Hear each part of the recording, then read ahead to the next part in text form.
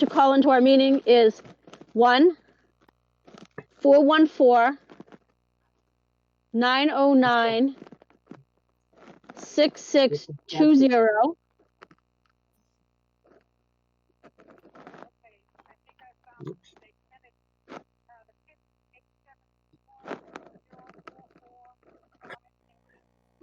Number sign, that's correct.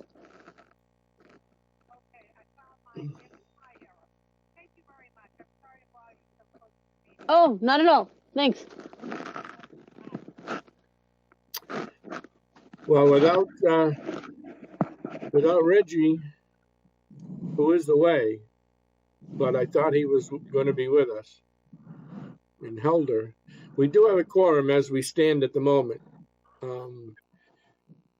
I guess you want to give it a couple of minutes, or do you want to start? I mean, it's your call. I don't have a problem either way. Yeah. I was very surprised that Helder did not get back to me. Oh, I can see myself on Smack's camera. Well, that's cool. Oh, they just cut me off. No, yeah, well, One of the things, and don't take this negative, person from Smack, but one of the struggles I've had is when I'm watching like the selectmen's meeting, if some of the folks have their camera at a certain angle where you have your banner on the bottom that says selectmen's meeting July 28th or whatever, I can't see their mouth. It's like they're masked, and it gets very difficult because you have to turn the volume way up anyway on Smack. Is there any way you guys can reduce that bottom banner a little bit?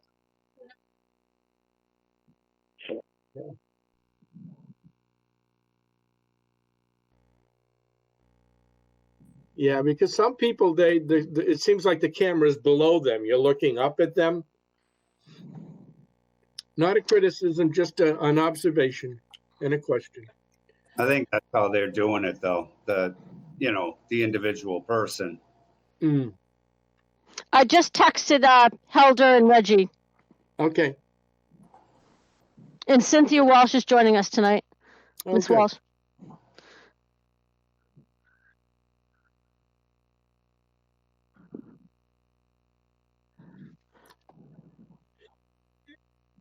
Yeah, no, I was just noticed it the other night. I was having a hard time hearing some of the folks speaking.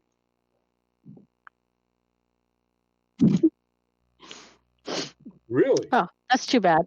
That's Helder said he's coming on.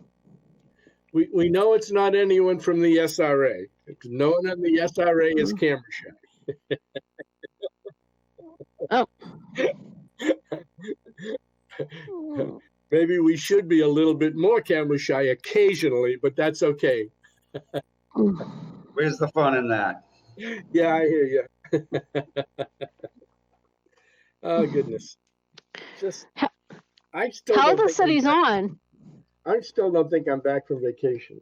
God, I tell you, I don't have my act together for sure.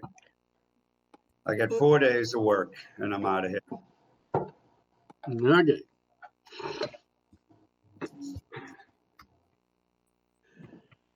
Okay, well, while you're struggling with Helder, why don't we at least try and call the meeting to order? I'd entertain a motion to open this virtual meeting of the Stoughton Redevelopment Authority on the Monday, August 3rd, 2020. I have a motion to open. So made. The second. Second. And a roll call vote. Mr. Zemanian, Yes. Ms. Carr, Yes. and chair votes yes. Pam, I have to apologize. I've been looking at the header on that Redevelopment Authority masthead for a long time, and I never noticed the misspelling on the name. I never noticed it until today either, and it's my name, so that's pretty bad. Will be fit. I don't know what it was today that it just jumped out at me.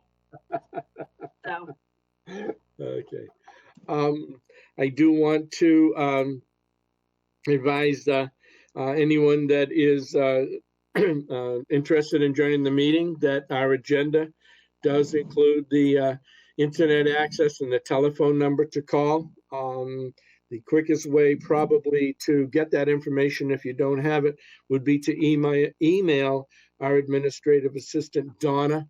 Her email address is srasec@stoughton-ma.gov. And I don't need to go through all of the reasons why this is a virtual meeting other than Governor Baker's March 12th order suspending certain provisions of the open meeting law. We can, the first order of business is approval of the minutes of the previous meeting. Are you able to unscramble this issue with Helder? I sent him the link thinking he might have been at the opposite link, but he hasn't responded. Okay.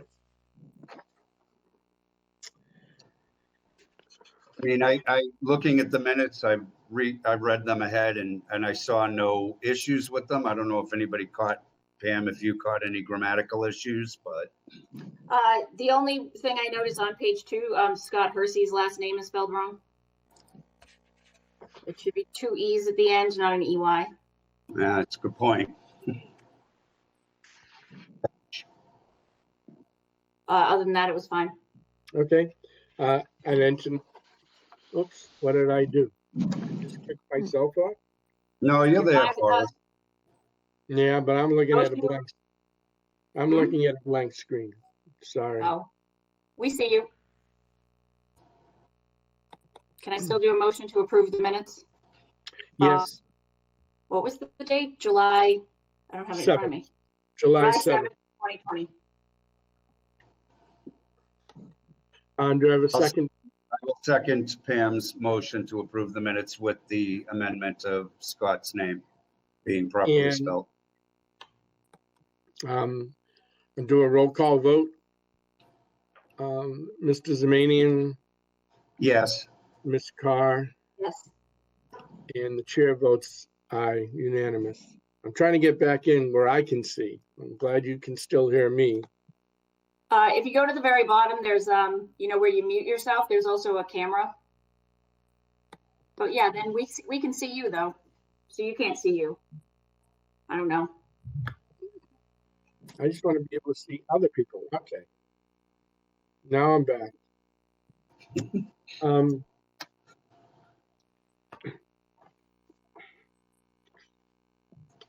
Oh, there's here's Reggie. Reggie.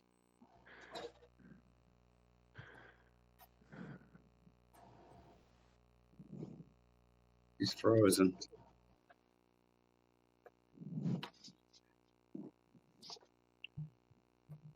I'd really like to have Reggie be here for finance. He is here. He's Reggie here. just joined. Yeah, Reggie just joined. Hi, Reggie. You're muted. You're muted, Reggie. Mhm. Gotta open up. Open Unmute up. yourself.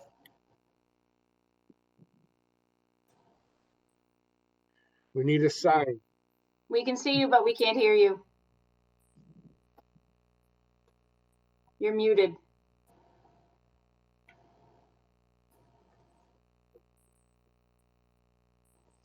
How's that? There you go. There you go. All right. Open your mic. All right.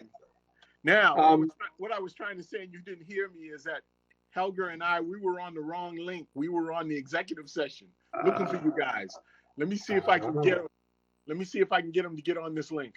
I Okay. emailed him the correct link. You did? Just now? Yeah, Okay. and Um, texted it to him. Reggie, all we have done is approve the minutes from of May 7th. I'm echoing. Okay. So next up is the payment of bills. And we have two bills. Yep. Someone removed me from the meeting.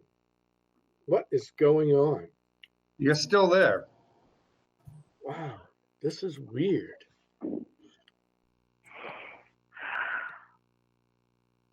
Are you having trouble seeing us, Forrest? Yeah, I'm not seeing anybody at the moment. Yeah. I do not know what's going on. But you're definitely there. There were two of you. Yep. But I got rid of the other one. Donna deleted you. But you're there. Oh, now you're back again. Now that says back. Okay. We Did lost Reggie- As Reggie. if Reggie left. So close.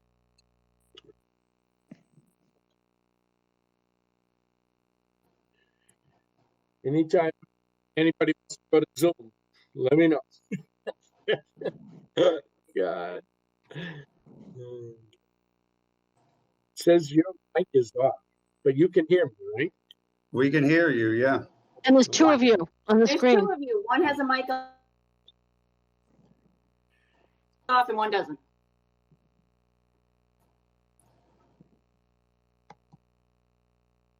I clicked on the small one and nothing happens. So Tell me You're muted what- again, Reggie. are we okay to continue? Let's get Reggie unmuted. You gotta unmute Reggie. Can we do that for him? Okay, There he is. I'm good.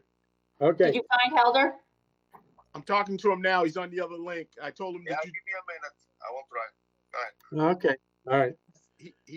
he's pulling up the other email. Okay.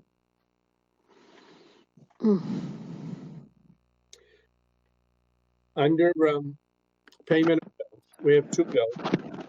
One is for the administrative assistant at $150. And that's a tad higher than it has been, and that reflects all of the work that we've done getting going. Everybody in the citizens advisory, the email and forth. And then the first invoice from BSC Group, which is a little bit more than what they had projected. I think their projection for the month of July was 4,500. They did it for 4,789. But they listed what work they have done in terms of kickoff, data collection, and meeting, and they are going to join us this evening around 7:20. I told them. So, any questions on the two invoices? I No. have, The only thing, Mr. Chairman, if I could, I had originally asked that the BSC group give us a breakdown on how they're going to be requesting their payments. I certainly don't have a problem with the payment, but would still like that breakdown. Are we anticipating seeing this monthly or? I'm not sure I understand your question. We have the proposed project schedule, which I have not, included- I don't, no, I don't, that's what I'm missing. I don't have the budget schedule. Oh, that got sent to everybody before we approved it. I'll get it to you.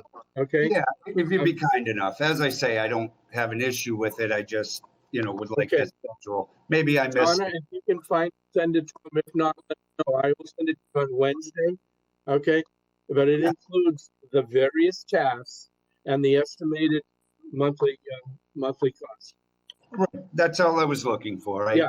As I say, maybe I missed it in the pile, but For this month, for July, it was kickoff meeting, data collection and review, $4,500. And this keeps kicking me out. This is, it's still there. well, yeah, except I'm not seeing anybody. It says someone has removed me from the meeting. And if I hit, I have to go back to the email to join again. It's like, Well, it's not me kicking you out. no, that's okay. So we'll get this to you. So Reggie, you have a question? I had a question in terms of they had indicated they collected some data. Do we know Yeah. what that data is, and can we get? And- And do we have a copy of it? Nothing has been submitted as of this moment. I think that's the legitimate first question, when they do join. Okay.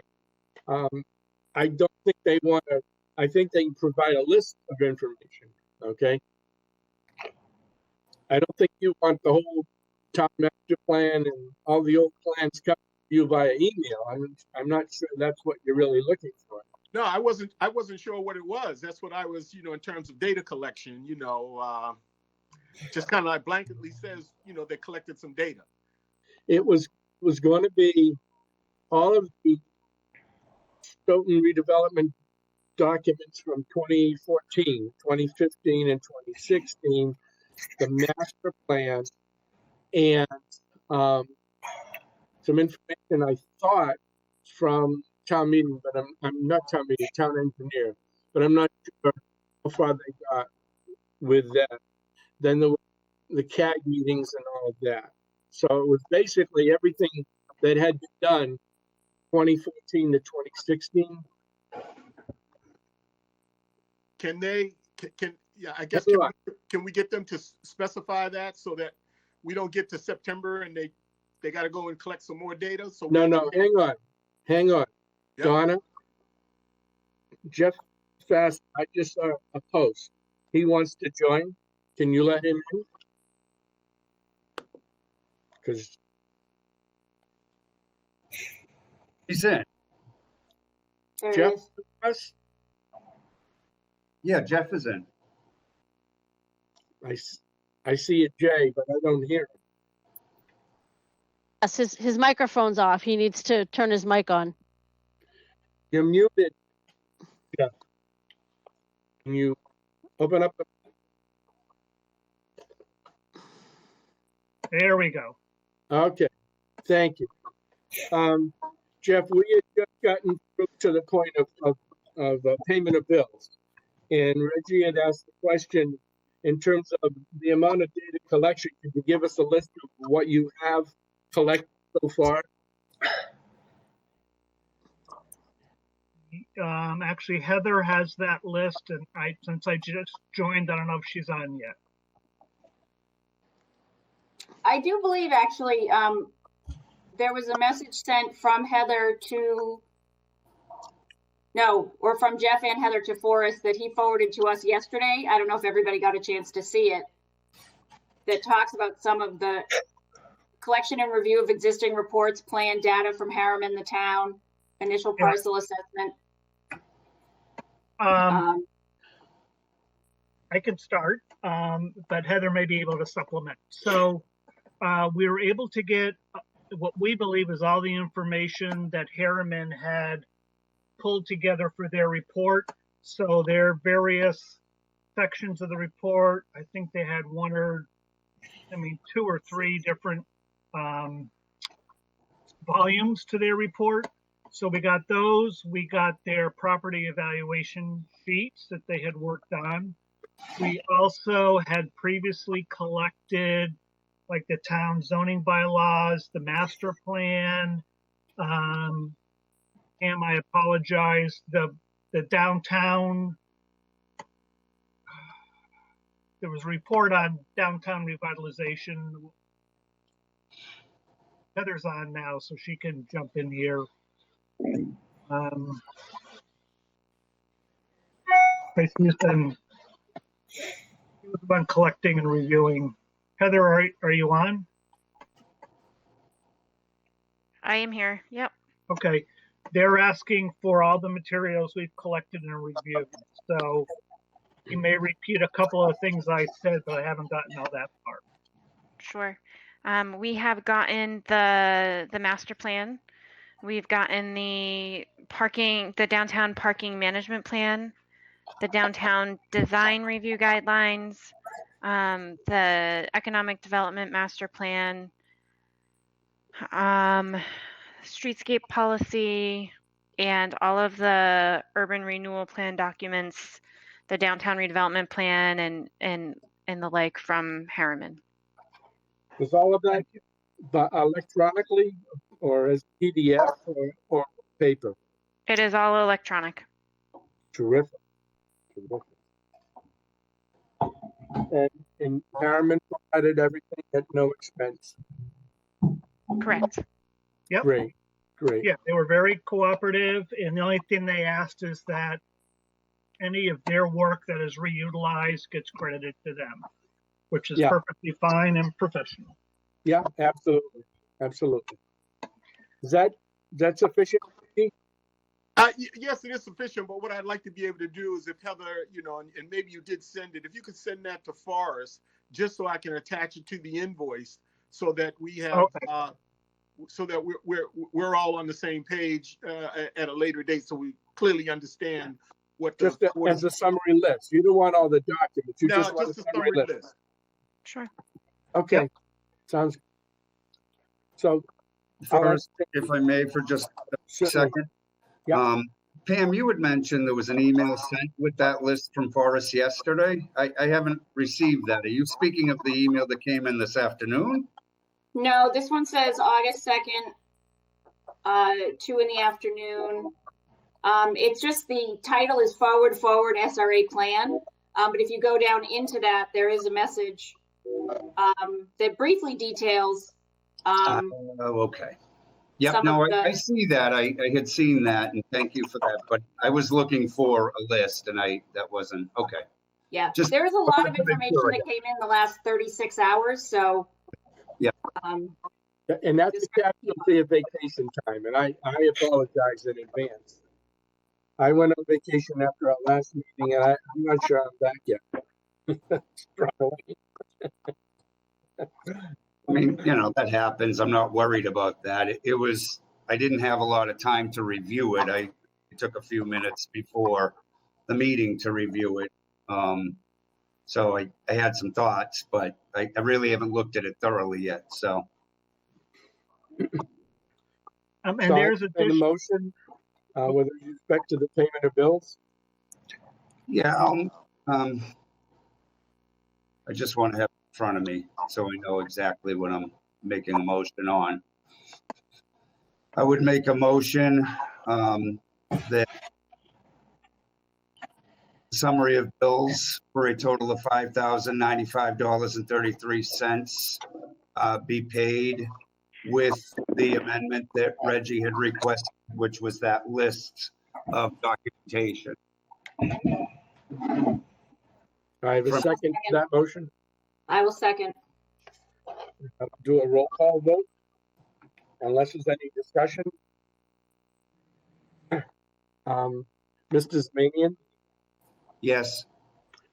Mr. Resendez, welcome. Yes. Ms. Carr? Yes. Mr. Day? Yes. And Chair votes yes. It's unanimous. Reggie is away, so he gave me a few checks. Okay, when we get the list, I'll come around and get the check signed, send to PSC, and Donna will get back in a couple of days as soon as I can get back to Steve, Pam, or find somebody else. Okay. Mm-hmm. And thank you for that, Reggie. And Forrest, you'd be so kind, at some point during this month, I believe I gave you probably a sufficient amount. If you could return those that we're not going to use. I only got 4. Right. So tonight, and I'm assuming 2 at our next meeting, but I'll make copies and send you the copies of them. No problem. Okay, thank you. Just okay. And I apologize for not being all together. Next up the agenda is finance review. And Reggie, I'll yield to you. I will give you a brief summary. I'm not sure if I had sent this report out to you, but if I didn't, I will send it to everyone this evening. At the end of July, we have $75,610.75 in our checking account.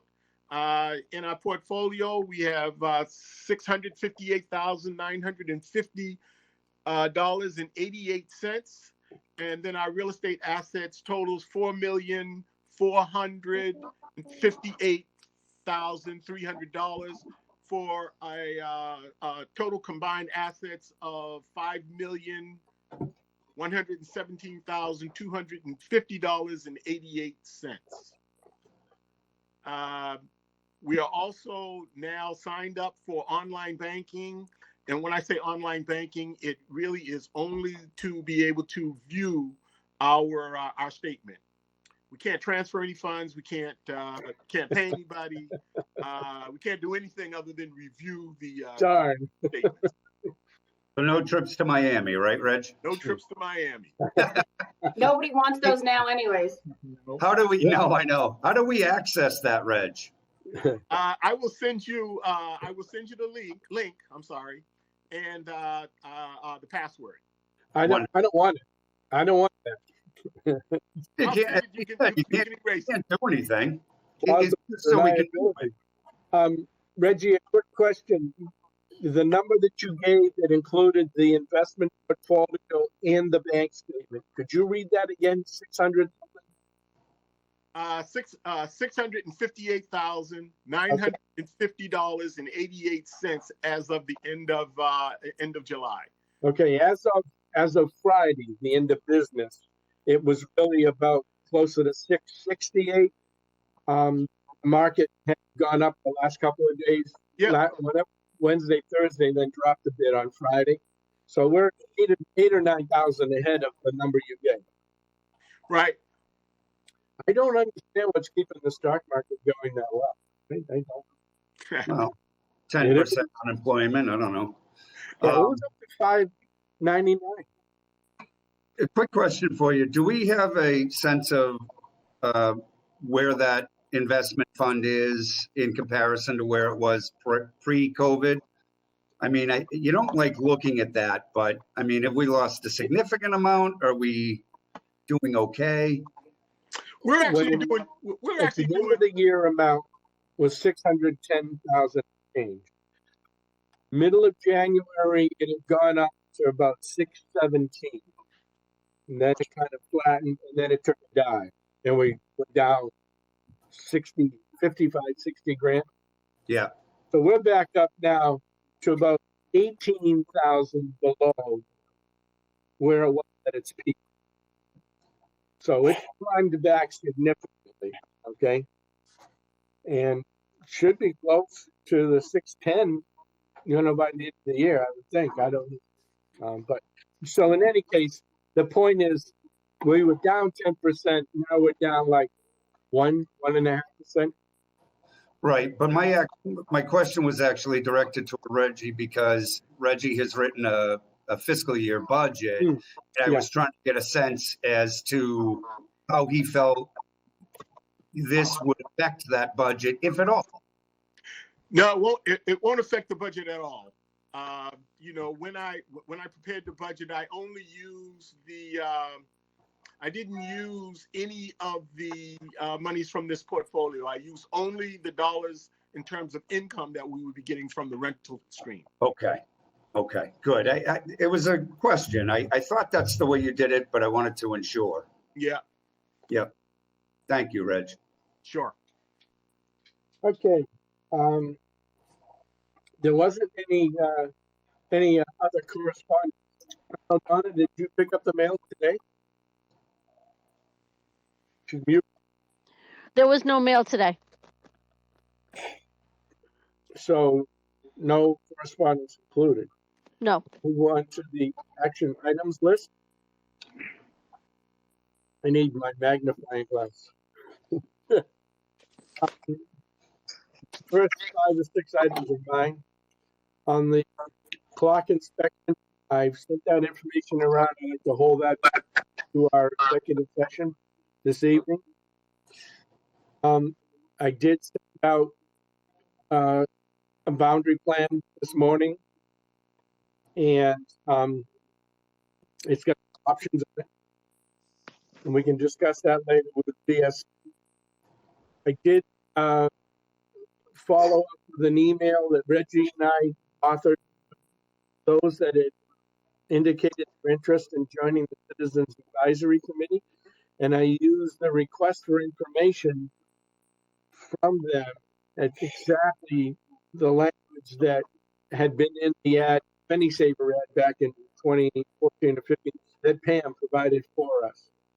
And interestingly enough, we can discuss this later, not everyone responded. And I gave it a date certain. So we're down to like 9 or 10 instead of the 17. So, but that's a question for later on. Do we, move ahead with only those that respond or send a reminder?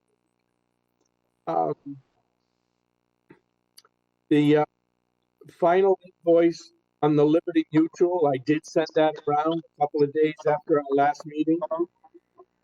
And that's a done deal. Did get the signatures all squared away. Donna ran around and got those all squared away for the electronic access to the banking. And this I'm not sure of. I sent around the cost report from the prior inspection on the depot for the gentleman that did the inspection for the SRA. But I'm not sure if I sent the one that was done by McGrath, town building inspector. Did I send that, Mark? I didn't, no, I'm sorry. I did not see anything CC'd from Tom McGrath, to Tom McGrath, no. No. It was his inspection report over and above the inspection report from the gentleman that we hired. I found I didn't send it. No, I was going to say I didn't receive that. Okay, I will get that to you. It was up at the Hanson School. I couldn't find it. Okay. And I found it, and then I went to Maine in quarantine.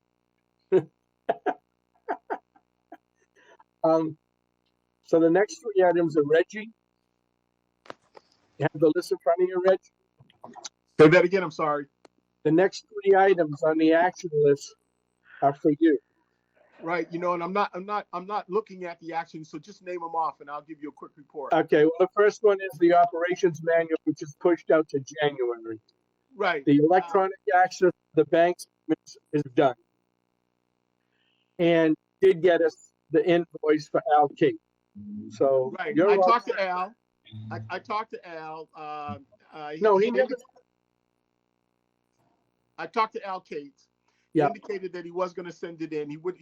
I tried to get it before this meeting. He said he would send it in August. He said it's going to be approximately. I apologize. That's still open. Yes. And the operations manual is actually going pretty good. I'm going to give you a first draft, probably the end of September. Oh, good. Pam, you were going to take another step at the outreach policy application? Yes. And so I want to thank Donna for getting my computer fixed. I have not sent you the draft. It's ready, and I apologize. I have not sent it, so I will get that to you guys ASAP. Okay. I'd say tonight, but it's been a long day.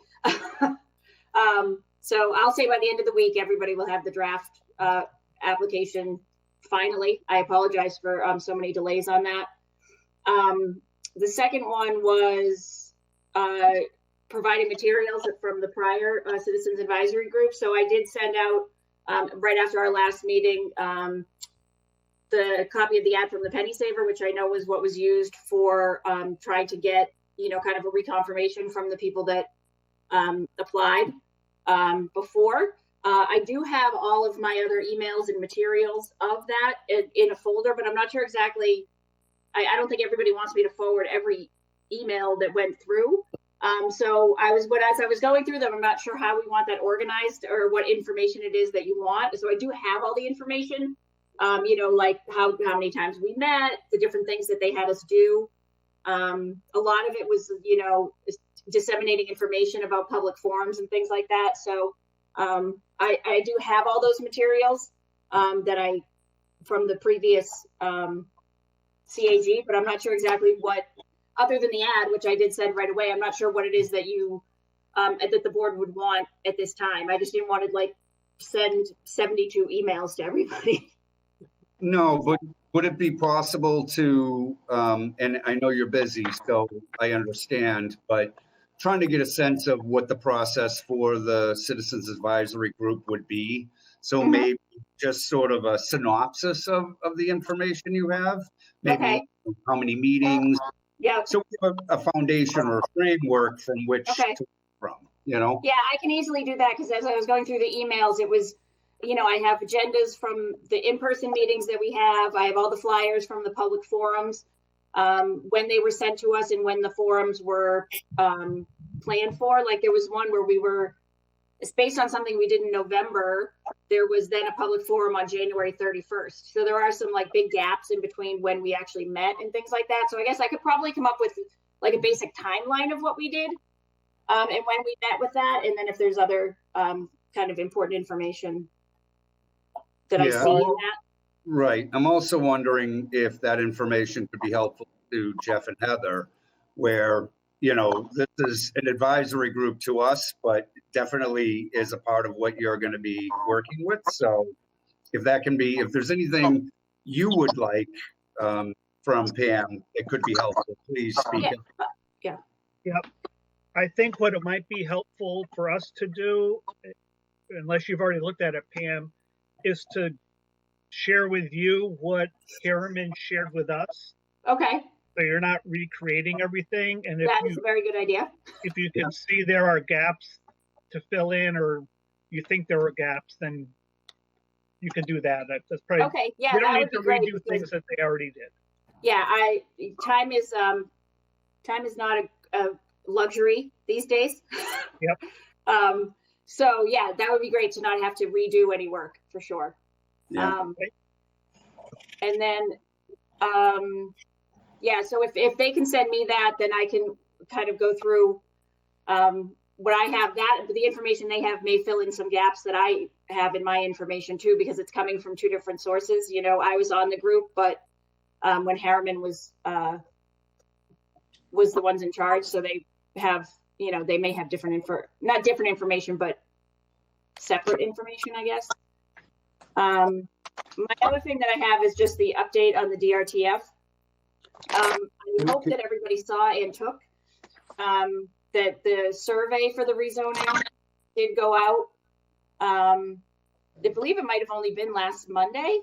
It hasn't been out for that long, but I communicated with John Charbonneau today, and as of today, they have 500. Well, as of 11:30 this morning, they had 565 responses to that. Wow. There was over 400 within the first few days, and then since then they've gotten 100 more, which is just amazing to have that kind of response in, just about a week's turnaround time in the middle of the summer. So that's great because it's good that they're going to have a lot of information to go off of. I don't know if everybody had a chance to look at and see the survey. It's posted on, I know all of us in the Redevelopment Authority did get an email with the flyer in it. It is posted up on Facebook in a bunch of different places. I know that the flyer is on the Friends of Stoughton Center Facebook page because I put it there. The survey itself, if you did take it, you'll see that there's a lot of you have to pay attention to it. It's not really just kind of a check the box thing. But I think it's well done because it gives people a lot of information about what they're thinking. I was impressed that so many people took the time to take it. I hope that they took the time to kind of do it well so that they get a lot of information that they need. So I believe the survey is open till the 20th of August. And then I believe that we should have some kind of a full report from that sometime in September. Yeah, and just to add to what Pam had said, John had called me later this evening on something unrelated. I asked him what the current number was. He said it was up to 571. So that's 6 more today, yeah. Yeah, just today. And he says a lot of the small business participation is just coming out today. So they expect another pretty significant jump. He was really smart. He sent it to all the town meeting reps, really got good circulation on this. And I think that's why he's getting good response. So. Yeah, he took some good tips from Pam McCarthy on some outreach. I know she gave him a lot of lists of things that she's done in the past to get good response for things like that. So. Well, he's certainly gotten good response. Yeah, it's fabulous. Yeah. It shows you the demand to do something in the downtown. Right. It is a lot stronger now. I've seen. Yeah. Thank you, Pam. I actually Um, found the survey on the patch, Okay, good. and I Really? actually took it. I actually was able to access it, and I took the survey through the patch. Wow. That's Yeah. great. I will say too that there were paper copies of it left with both the library and the Council on Aging, so that it doesn't have to be taken, or it just doesn't have to be found out about electronically.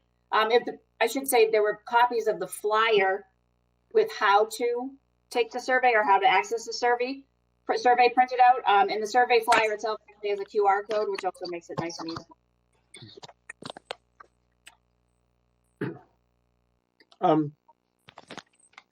Donna has been sending out the action plan fairly soon after our meetings.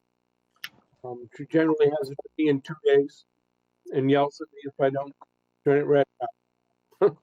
So it's out. Mark, if you want to hold off on the legal issue, because we have that as an agenda item here on, but bring us up to speed on anything with the Community Preservation Committee. CPC has a number of open space projects before it currently. There's also the Housing Subcommittee that put together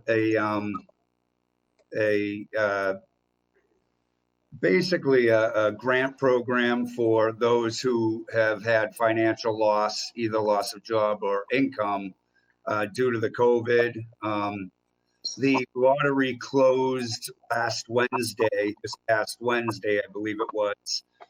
And we still had some funding left. So the CPC meets this coming Wednesday, the 5th, and we're going to vote to continue to take applications until the money is expended on a first come, first served basis. Other than that, we got a new member of the CPC, the select board, appointed somebody new to the CPC, so we'll meet that person on Wednesday as well. Beyond that, nothing really earth-shattering from the CPC. Thank you, Mark. And the last thing is the issue of me losing emails while I was quarantining at Strongest Bay Lobster Company in Round Point, Maine. Jeff had along, and I hope you had a chance to read that. Again, apologize for the last minute flurry of emails going back and forth. But with that, I'll send the meeting over to Jeff for our next agenda item on the urban renewal plan. Discussion of is about. So you're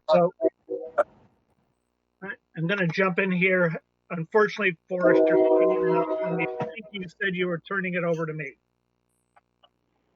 I'm sorry.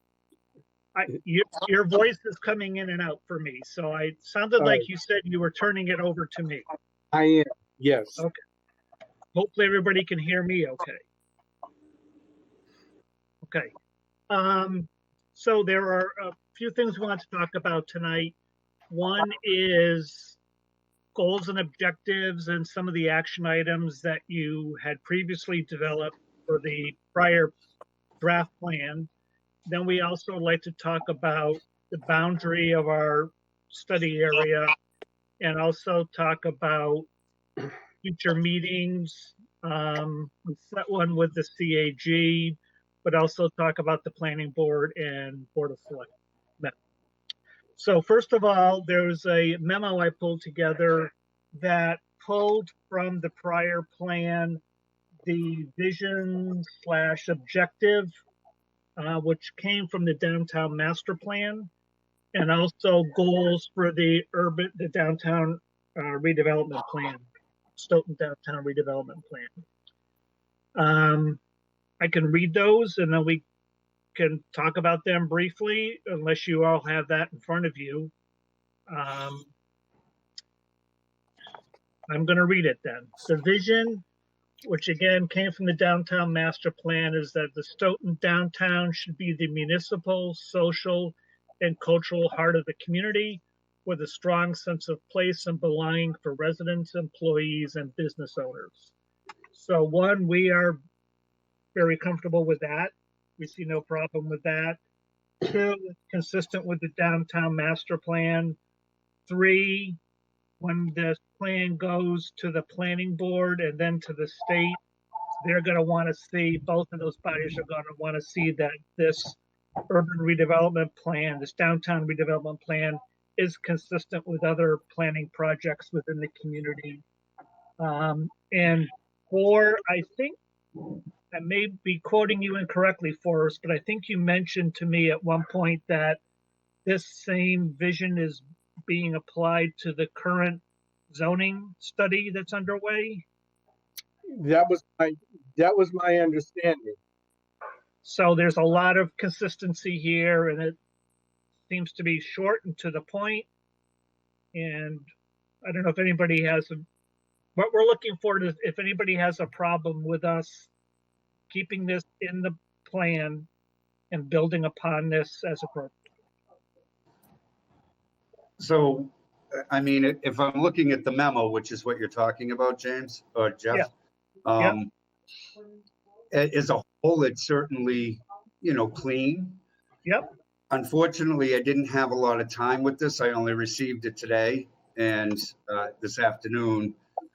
So I would like for us to be able to put our fingerprint on it, if you will. The only thing that I immediately saw is at the bottom with the parcels for consideration. Yes. The Randolph Savings Bank is not on there. And I don't know how much sense it makes. Not that I'm looking to take it off, but the post office is not something that I see happening in the near future. So I know we're thinking in much, deeper sense, but I certainly wouldn't keep it at the top of the list unless something pretty extraordinary changes. At best, that would be a long process to get that piece of property from the post office, whereas we already own the Randolph Savings Bank. So as a town, that was clearly missing from the equation.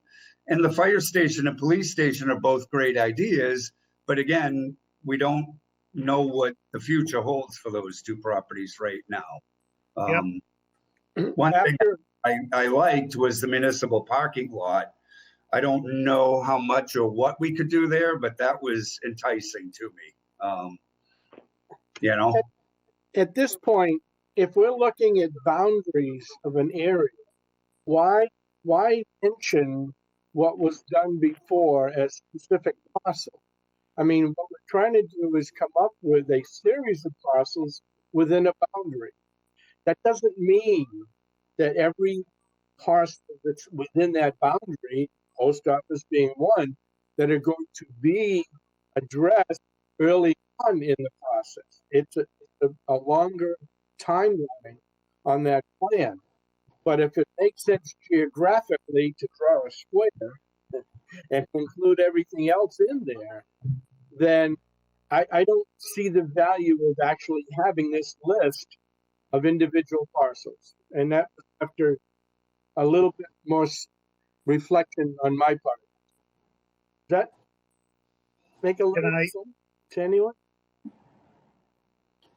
I'm not sure I have a problem with the list. I think the content of the list was a little off, if you will, but I don't know that I have an opinion either way. I think, one of the things that DHCD is going to look for is for us to identify, a parcel or a grouping of parcels in which we plan on pursuing.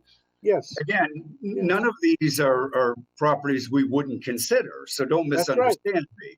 And we got $50,000 invested in this darn post office. Right. The second thing is the financing. Well, I know we're the only ones that has anything invested in this, but the point is, that's a long-term goal, I think. Whereas the RSB or the old Randolph Savings Bank property, or the train station are two certainly more attainable short-term goals. That's all I'm I really will getting. say though, well, you know, one of the things that I have on my notes from our last meeting was that this is a 20-year outlook. This isn't a That's right. short-term outlook. Right. So even if the post office is a long-term project, we should have it on the list because we're talking about a long-term project list. Agreed, Pam. I just don't think it should be at the top of the list. That's what I'm getting at. Yeah. Well, I you don't know if that was actually like in priority order or not, but. No. So If I may, do agree that we should add the Chairman? Randolph Savings Bank to it, but. Your response, Jeff? Yes, a couple things. So one, these were parcels that were identified in the previous plan. So these are not intended to be the only parcels. They're not intended to be absolutely included in the plan. They were listed because they were identified in the prior plan. And we thought I thought it might be helpful to have this list in front of us when we talk about the boundary. Once we establish the boundary, then we get into the parcels within that boundary and we'll decide if any action is needed or not. So we don't need to, I'm not asking anybody or the authority to agree on these parcels tonight. Let's keep them in consideration when we look at the plan, which will be the next item. And also it is, as was mentioned, it is a long-term plan, and the DHCD in the report likes to see phases of implementation identified, Right. so that we would plan to put in like short-term, medium-term, and long-term.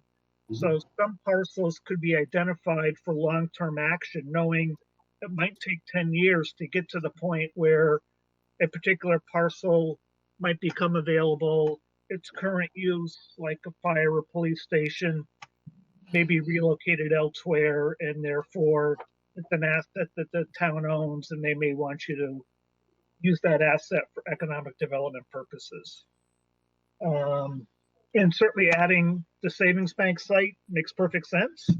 And we expect, though we're not assuming, that when all is said and done, there will probably be some parcels added to this list and maybe a couple taken off.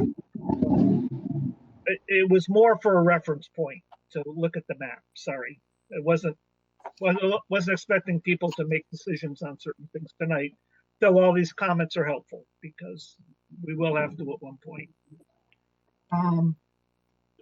Getting back to the top, the vision and the goals.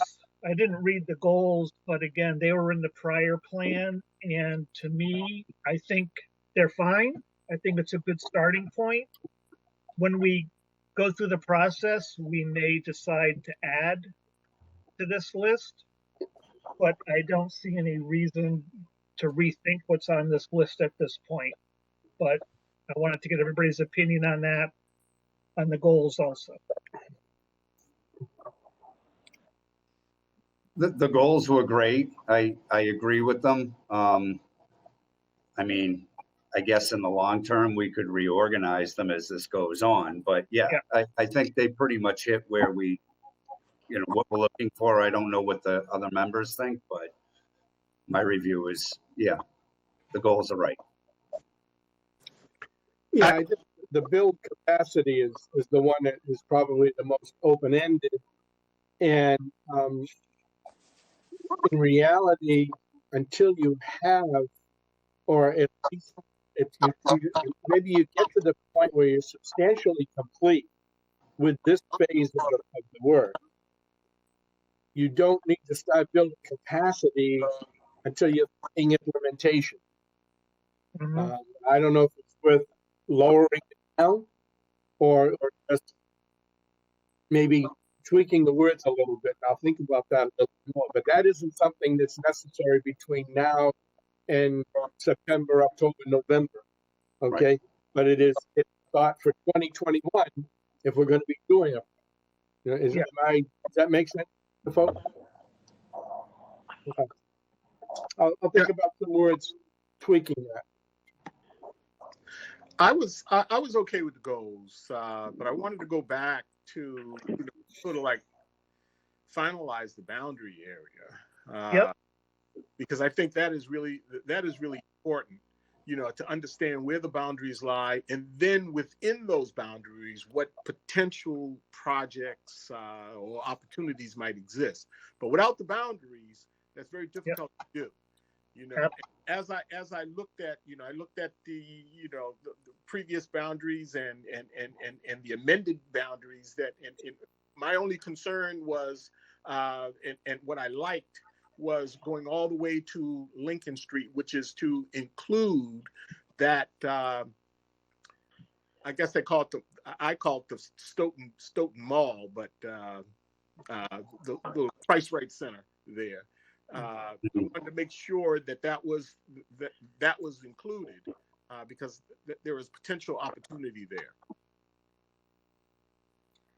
Well, and as I see the dilemma there is that boundary is way too large for what we're trying to accomplish here. That was DHCD telling us at the beginning to make the boundary as large as we possibly could. But the reality of what we're trying to do at this point is basically to say phase one is this much smaller area that I sent around today as a green line. So maybe in year 20 to 25, you are looking at pricing. You way are out to those boundaries. But I don't think that's what we're trying to get to this year, Reg. But correct. No, I was actually looking at it in my understanding, and I could be wrong, that it's if we start out a little larger, right, it's okay. We don't have to do everything, but if we have it smaller and we want to expand, then we've got to go through a number of processes to get it expanded. And that's my understanding of it. Jeff, maybe you can expand, expunge on that, Well, yeah, if I may, I mean, Heather answered this question at our last meeting. To me, the overall footprint of what has been sent out, even, because Forrest, you just sort of identified an inner area, which is fine. But the overall footprint of this map that we were given, in my opinion, is good. There's only one issue, and Forrest, you and I had a discussion about this at the last meeting, and that was Mr. Hersey's property. He does have two abutting properties where that purple triangle is on the western side of the map. He has an abutting piece of property to that is strictly residential. I did have conversations with the town planner about this, and my feeling is we should either include that small section, that residential piece, or exclude the commercial piece. I think it makes sense to include the residential because that gives him as a developer more options, that's all. But and he is actively pursuing development on his property. So that's really the only change of the footprint. I agree with Reg. DHCD wants an industrious footprint. Not that we have to include it all or get it all done, but the bigger is better, because if we make it too small, then we have to go back for major changes to the plan, which is costly and difficult. Except for one thing, we need to get an approved plan, and we're not going to get an approved plan with 67 parcels of land. It's just not going to happen. And we're going to budget, Well, to do I mean, that. correct me if I'm wrong, and I could be, but I thought that the original footprint wasn't the issue. What I read from the DHC response to the urban renewal plan the last time was that we did not have a piece of property identified within the plan, nor did we have financing for that property. So I go back to my original thought that the footprint's not the issue. And Jeff and Heather, if you want to chime in, please either support or wipe out my theory. But so if I'm hearing this, we're going to take the original boundaries that DHCD looked at, and then we're just going to pick one or two projects within that. Is that what you're saying? That was my understanding. We start with a project, we complete that project, and we move on to another project within that footprint. Am I, Mr.? Yeah. Yeah, Okay. I'm waiting. Yeah. So, DHCD prefers bigger is better, but not so big that it's unrealistic, and not so big that you're including parcels and areas where there's no need for action. So, looking at what was generated by Harriman when they were working with you, we don't see a problem with what's outlined in red. So the extent of this map, we might be able to shrink it down a little bit. That would perfectly be fine. But it is a long-term plan. So I don't think we want to get too narrow, because we are going to be recommending a series of actions, whether they be acquisition, economic development, supporting economic development, public infrastructure improvements that enhance economic investment opportunities, things such as that. And so we would prefer it not get too small. At the same time, Forrest brings up a good point, and that is the plan needs to be approved. And I don't think, based on this is my opinion, I don't think DHCD would have a problem with a larger plan or plan area, provided it's approved locally. But you also need to think about the local approval process. I prefer, based on experience, to stay away from any action associated with residential property. That doesn't mean residential property can't be within the boundary. It just means if action is recommended on a parcel that is currently used for residential, we gotta have a pretty good reason for doing that. It's very emotional for many people to identify taking action on a parcel used for residential purposes. So that's something to think about when we talk about the boundary. Harriman had put a number of parcels in gray that are contributing to the decadent criteria that they applied for urban renewal, which we think that's the appropriate criteria also. So there are a number of those contributing properties that reach out to some of the extents of this red line, so that's appropriate. However, it could be shrunk some. There was talk about the Price Right Plaza. I could go either way on that.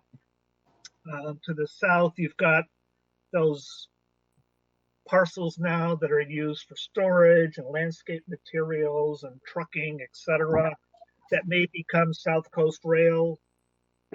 I think it helps to have them in there as a contributing element. If South Coast Rail, don't shoot the messenger. We all want it there, but if South Coast Rail changes their mind and doesn't want all of that or only wants a part of it, there's opportunity to do something better there, especially if it's adjacent to a commuter rail stop. It'll be valuable property. So those are the things we need to think about long term, as we talked about earlier with the list. Forest, and you all may agree with the tighter green area, that may be the focus of some initial actions, which would be in the first 5, maybe 10 years max. But let's talk about, 5 to 15 years, 10 to 20 years, and think about other parcels that if investment doesn't come in, you would want to be prepared to stimulate some activity on some other parcels. And Jeff, if you're... There's an awful lot of residential area. Well, I was going to... Yeah. Overall boundary. And I was going to say, I'm sorry, Forrest, finish your thought. Yeah, no, I'm just saying, I'm not sure how some of these boundaries got set, but like I said, there are a lot of residential lot on that we want to go anywhere near. Okay, you know what the the rallying cry is going to be with respect to the eminent domain. One thing that I had questioned just recently is that undersized lots do in fact contribute, and there's all those small lots along Wyman Street and even along Washington Street that just by their very nature are contributing because of the size of the lots. And I would hope that GHCD would recognize, that as an issue in conjunction with what we may or may not be doing, from a zoning perspective. What I'd like to sort of circle back to is you mentioned meetings, Jeff. We had talked somewhere along the line briefly about having a meeting with DHCD to say hello again. Yes. And I assume that would have to be a virtual meeting. Probably. I don't know, Heather, she's shaking her head. Yes. It's my understanding that they're still working from home. So no one at the state level is working. Registry of Deeds, courts, none of these places. Amazing. But if you set that up, do we need to have the whole authority? Do we need to have it be a quorum, or can it just be Reggie and I with you? Would be it? It's perfectly fine to have one or two of you. That's what I was anticipating. Okay. The only time I have had meetings with DHCD that's involved the whole authority is when they have come to the community with the purpose of meeting with the authority. But if it's more of just an update, some questions, it's usually just been one or two people. Okay. Reggie, you're available to do Zoom meetings? Yes. So if you want to especially if they're virtual. Up in the next weeks, maybe that will help in this discussion we're having here for our next meeting. Well, Yeah. So go ahead. Well, I have a quick question, and Forrest, you had brought it up where Harriman had laid out these boundaries. Knowing these areas pretty well, as I'm sure we all do, I'm not sure why they included south of Walnut Street on the right-hand side of Washington Street. There's some definite areas on Pleasant Street coming down, which are not probably ever going to be redeveloped. No, actually, Harriman did not lay out the outer boundaries. That was done by the authority at the time, primarily by Lou Gito. Okay. And Harriman just then went to work within the boundaries. So Mark, I have to say, even on the northern side, to the left of Washington Street, some of that area has already been sort of revitalized. Some of those buildings have been redone. Even coming down Pearl Street, there's a string of homes there that I don't see, us having any effect. Other than that, I mean, I think the boundary does include some of that industrialized area to the west and to the south of Wyman, if you will, and Canton Street.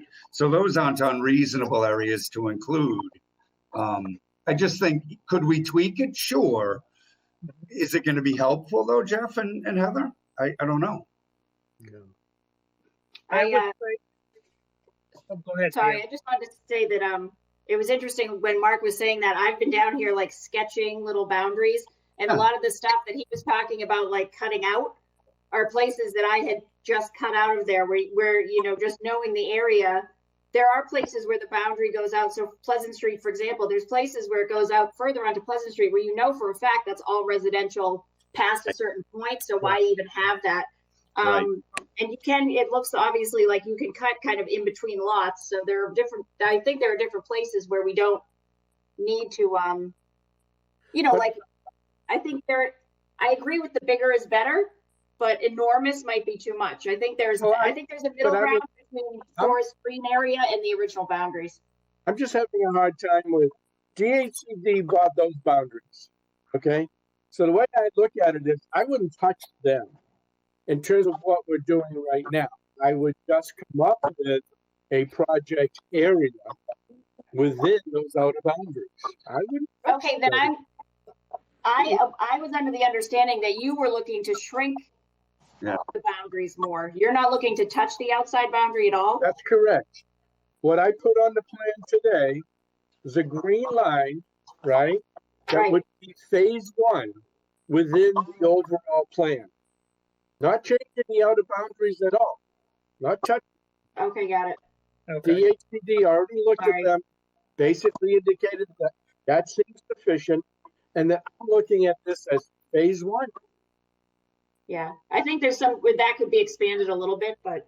Yeah, that's okay too. Yeah. But as long as it's done that way, is within the context of the entire outer boundary red line, which was established in 2015. Okay. That makes. I apologize. I was looking at these for almost the first time, compared, the different maps that came over. I mean, I have the one from original, but you're one that came over today. Yeah. Yeah, I'm glad you mentioned that first. I misunderstood also. I thought you were talking about changing the red boundary to be much. No, I apologize. Oh, good. It wasn't just I me. miscommunicated that. It's not by me. I'm sorry. No. But with that being said, we also need, we don't need to, we want a boundary so that we can we can add on to the prior assessment that Harriman did and update it where appropriate. That's the reason why we want to set the boundary. So we can keep it exactly where it is and do that work. I do think a couple of suggestions might make sense in reducing it just a little bit, like south of Walnut and up north. I forget what you said, Mark, but it was up like across the street from Price. It's on the western side of Washington Street. Some of that area, particularly from School Street north, has already been, it's been updated. I don't know if I'd call it revitalized, but those are businesses there that are pretty well established. And some of those buildings have had updates. So it's certainly something you want to look at. But again, I would reassert the Hersey property should be included in that boundary. Other than that, there are tweaks to be made, but I don't know, I guess my question to you and Heather would be, are we going to hurt ourselves by cutting off a section of that Pleasant Street that is clearly never going to change from residential, at least not in the foreseeable future, meaning 25 plus years? Same thing with south of Walnut. I think there's areas we could clean up a little, but there's definitely areas we want to keep. I would say let's keep it where it is. Let's add the couple of parcels that you mentioned that are adjacent to. I'm calling it the purple parcel because I don't know. Across the tracks. And once we do our update, we can come back and tweak this. Okay. Again, DHC has approved it. I don't think they are not going to approve it as part of the resubmission. But at the same time, the public may ask, why are you including all those parcels south of Walnut? You're not going to do anything in there. Why are they there? And we either need to have an answer to that or consider changing the boundary.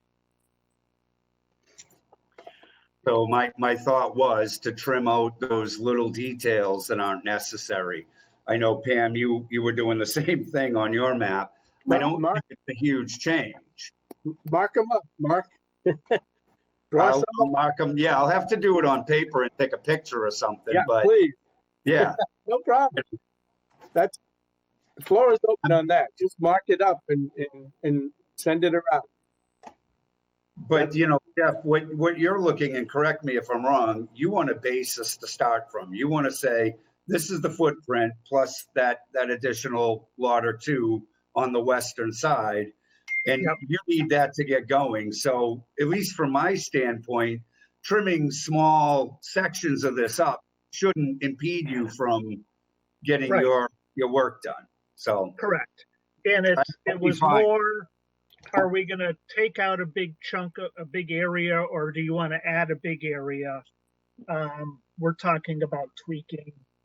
And again, I apologize, Forrest. If I thought, if we're going to shrink it down to what's in the green line, that would have been a major change, and we would have discussed it. But now I understand that was not your intent. No, it's the green, within the green line. I'm looking at phase 1, the downtown.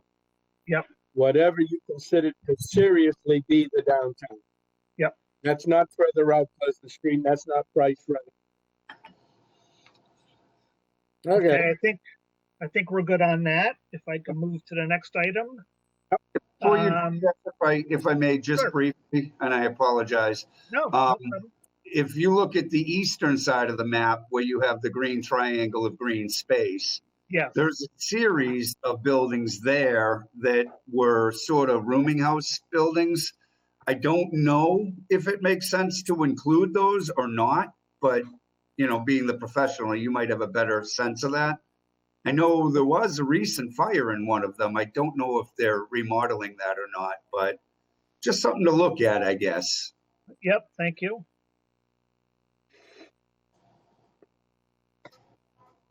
Okay. So we also want to talk about meetings. One we've already talked about, having just an update discussion with DHCD. And again, Forrest, you were coming in and out. Would you like us to set that up with you and Yes. Reggie? And we would do our best for Reggie and I to accommodate you. Yep. Yeah. We'll get an email out to you to talk about some potential days that we could then give to DHCD. Okay. We've already set our CAG meeting.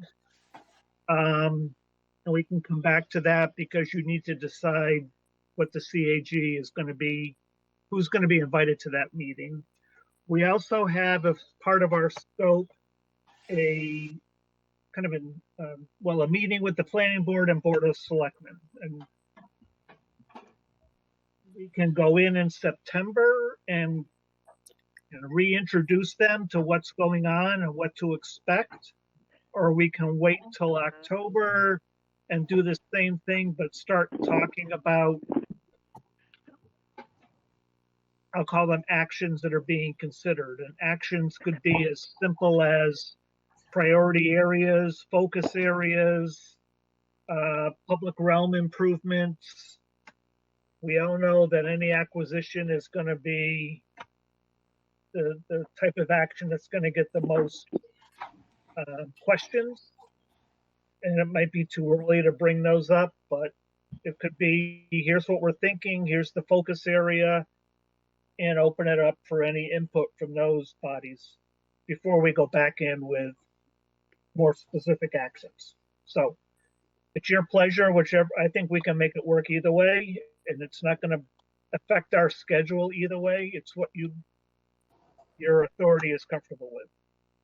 October seems more comfortable to me. With respect to the fact that we're meeting with the CAG in the middle of March.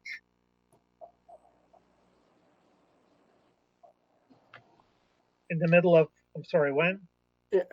We're going to be meeting with Citizens Advisory in the middle of September 14th.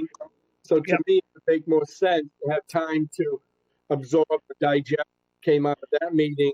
I would lean towards October for planning board and board of selectmen. Anyone else?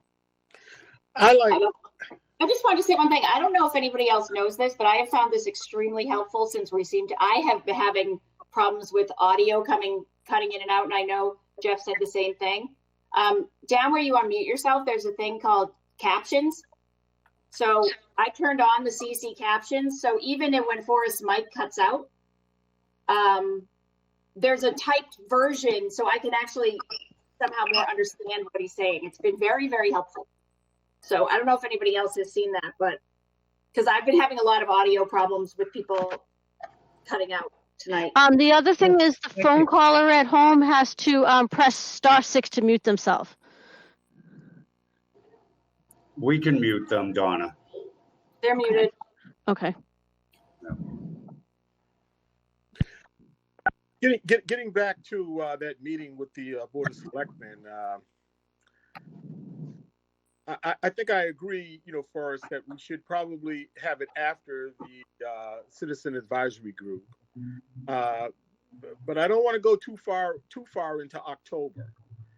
So if it was the early part or the very end of September or the beginning of October, because then it just feels like we owe them an update from the time that we initially went in and sought their support. So it would be really good to go in to give them an update as to where we are, and sometime after that CAG meeting, I think would be very helpful and respectful. I'm okay with early October. Can I throw a wrench into it? So I know that the select board is intending to open a special town meeting warrant, which the special town meeting would be held somewhere between the 17th and the 20th of October. That could present a huge problem because they're not going to be real focused on this. So my opinion is earlier is better. I understand the desire to have the CAG meet, but I think maybe an update mid to late September at the absolute latest would be an intelligent move on our part, only because they're not going to be able to focus on it even if we can get the time. So, and that may not be something you are aware of, Jeff. Once they open that warrant, it's crazy. It's 45 days of nonstop discussion. So just food for thought,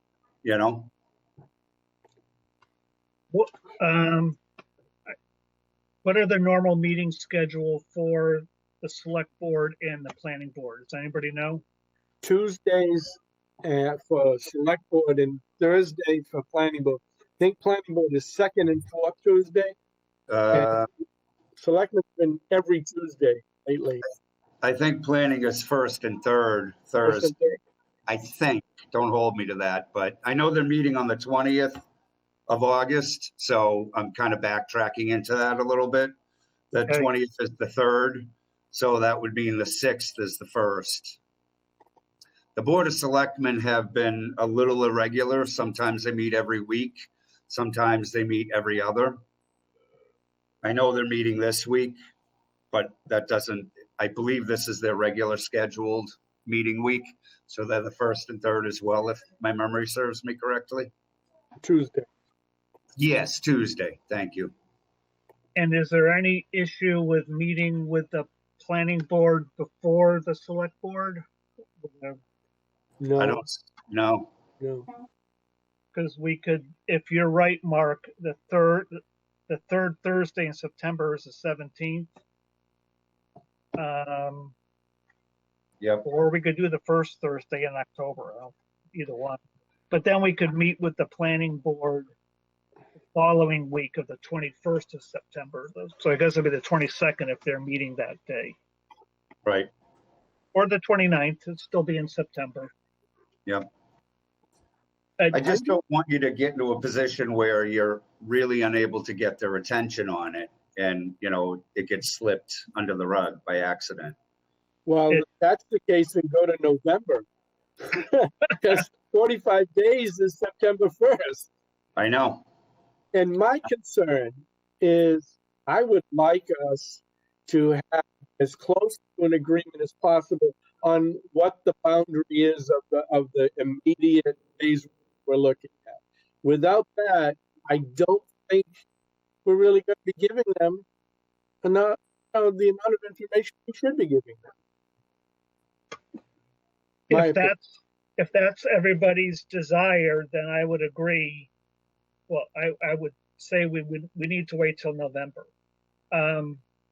We need to do our homework and our research so that if we're recommending priority projects, I know, Forrest, you're talking about an area, but in fact, it'll be a series of actions that will probably be clustered within an area. We're going to need till earliest October, but certainly by November, we'll be at that point. And if I could just jump into, in terms of having that the Citizens Advisory Group as the, sounding board for the actions, it would make sense to be able to really fully work that out with them and have them give the feedback prior to having any other meetings as well. So at least one, maybe even two, based on that timing with the CAG. Yes, thank you. That does make sense. Oh, yeah. So Forrest, I understand that what Reggie was saying about, we kind of owe them an update.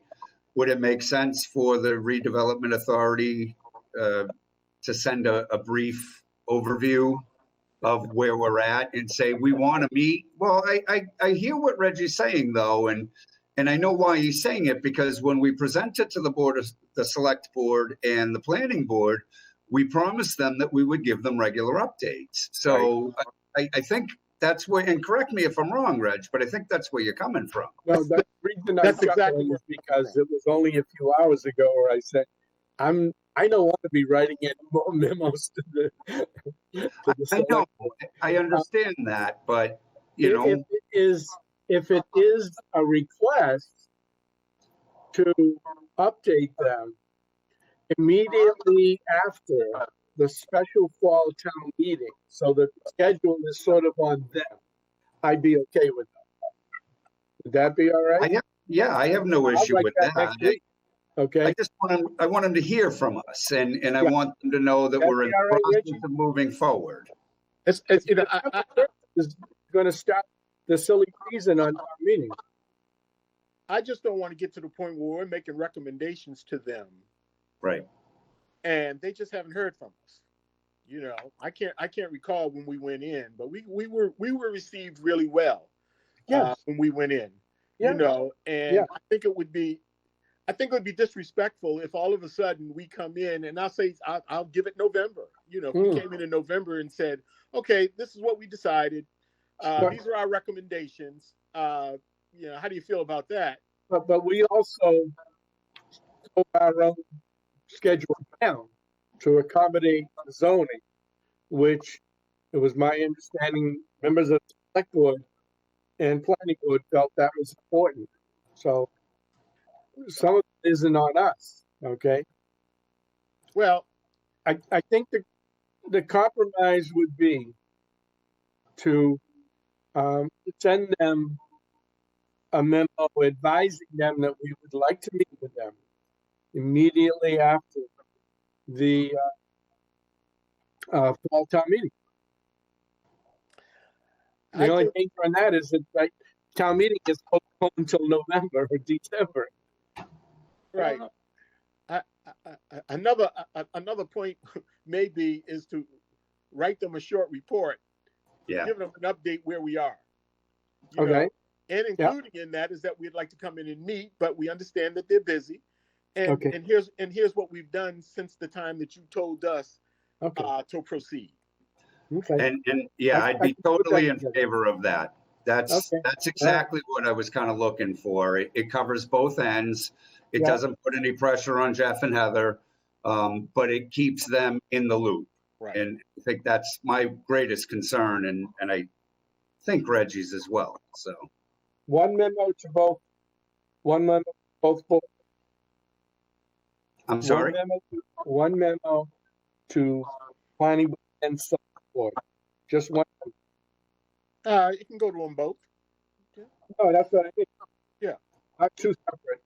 Not rate planning board separately from board of select board. It's just one memo to everybody. Why not just send the same thing to each of the two boards separately? That way they feel special. Make him feel special, Forrest. And if I could make one suggestion, Forrest, and I'm happy to work with you on that memo, is Great. letting them know who's on the Citizens Advisory Group, All right. because they may know some of those people, and I think it's an important piece of the project, and it will be important for them to know you're doing your outreach, and these are the people who have volunteered their time. All right. At the end of the day, you know, we're hopefully trying to get everybody on the same page, and to do that, we may have to do a little extra, but I think it'll pay off in the long run. Okay. We'll put something together and get it out early next week, over the weekend.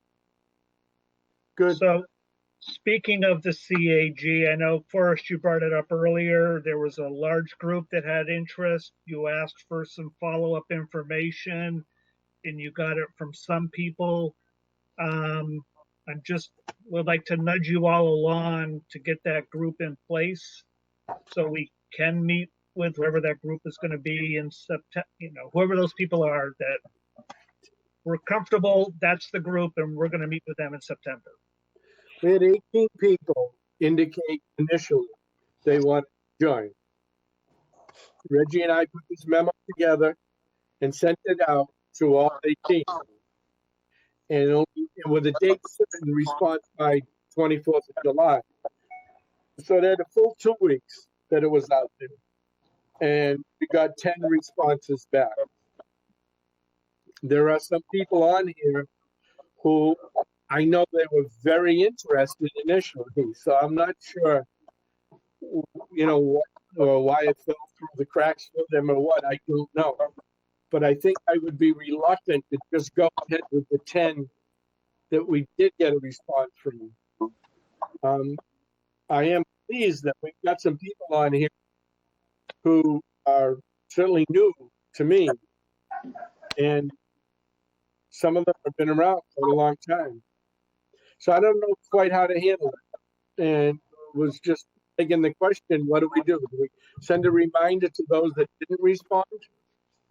Forrest, can I ask why you're reluctant to choose the people that chose to respond? Because somewhere along the line, John Stagnone, who didn't respond, or Delcy Mason, whom I don't know, chose not to respond.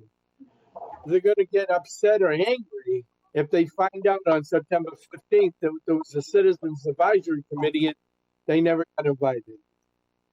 But Forrest, didn't you say that you sent something out date certain to the 18 I applicants?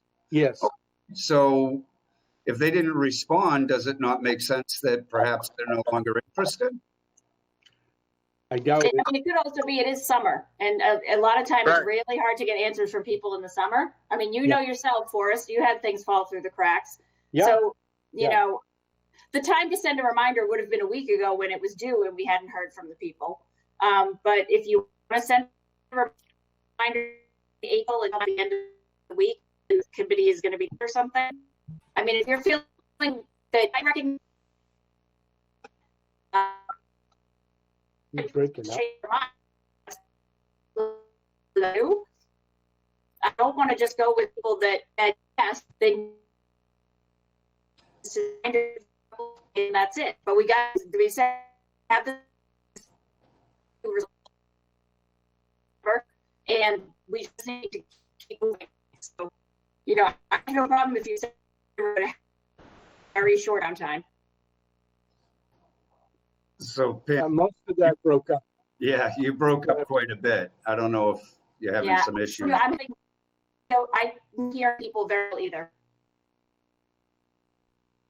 I mean, from my perspective, Forrest, if you sent them reminders with a date certain time on it, then I think you have to move on with the members who did respond.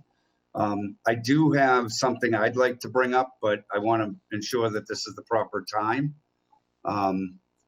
So we are talking about the CAG right now, correct? Yes.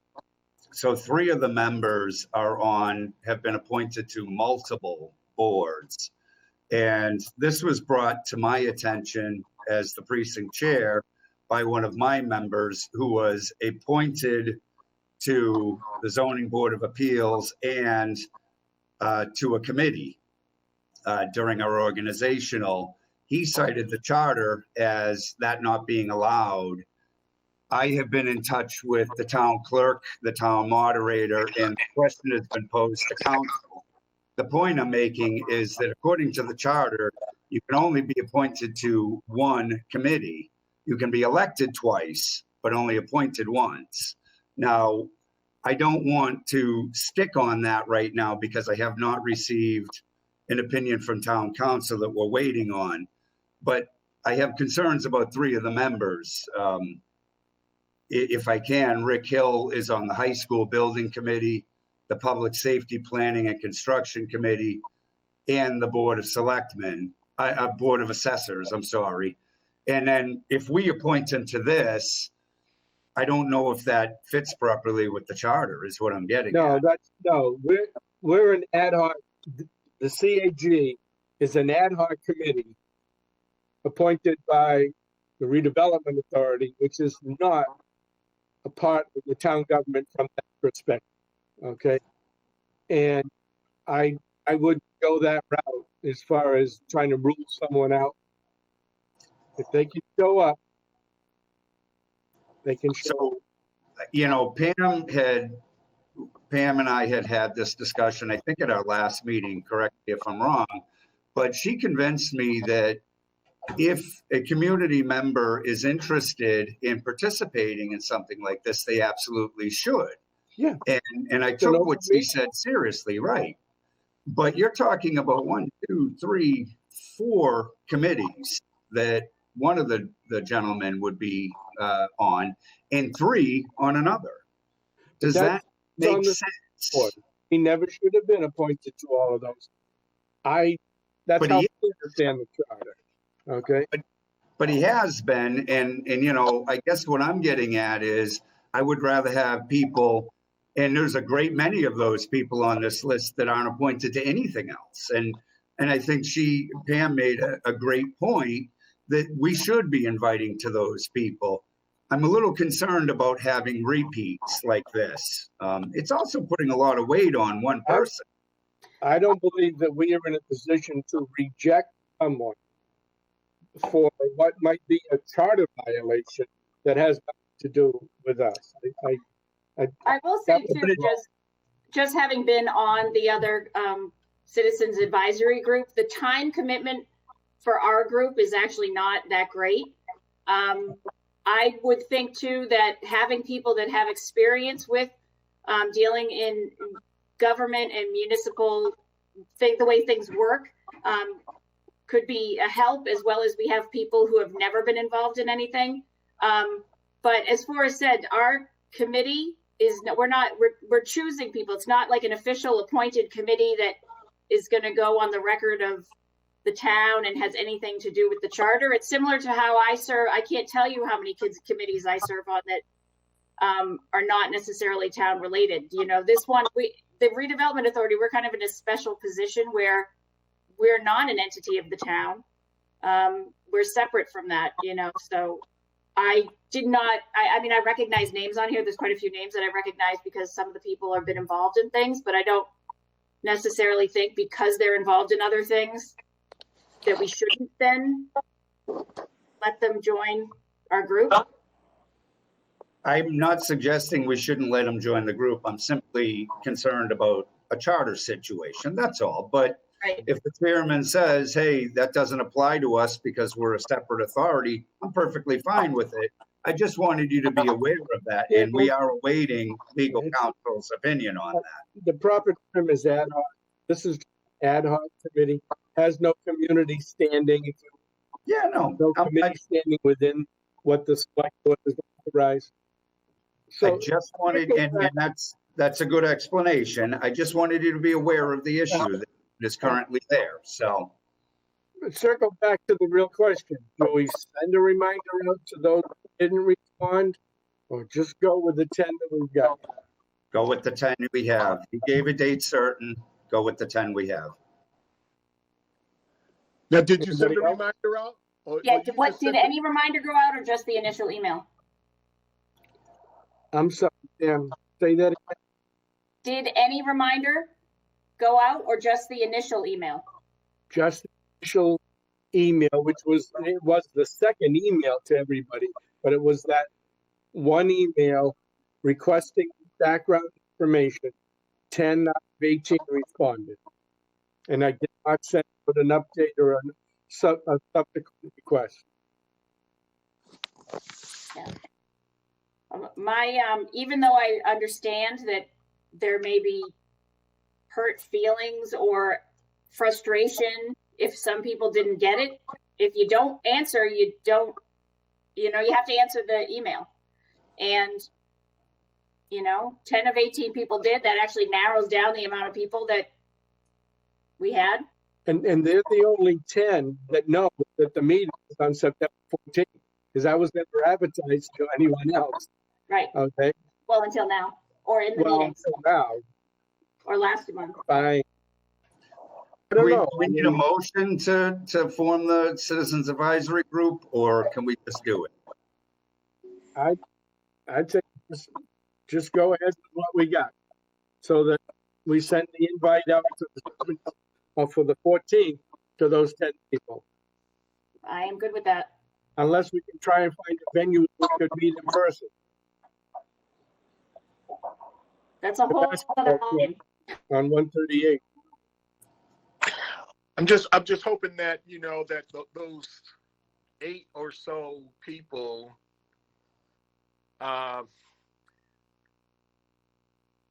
didn't get the email. No, Donna, I asked Donna, and she checked, and none bounced back. Okay, as not delivered. We double checked that. So should we if we're going to go with the 10, should we make that announcement and say these are the people that responded, sent it to all 18, and these are the 10 that are going to be on the CAG? I wouldn't announce it. If we're only going with the 10, I would not make that announcement. My opinion is, for the sake of transparency, we make a motion to accept the 10 respondents that sent us a reply to be a part of the Citizens Advisory Group. I'll make that motion, and Forrest, you can, through Donna or however you want, notify them that they're now the body that forms the Citizens Advisory Group, and this is the first meeting date. I have a second to that motion. I'll second that. Is there any further discussion? Do a roll vote. Mr. Resendes? You have to do your microphone. Yes. Yes. Ms. Carr? Yes. Ms. DeNoli? Yes. Is that me? Yes. Yeah. Mr. Zemanian? Yes.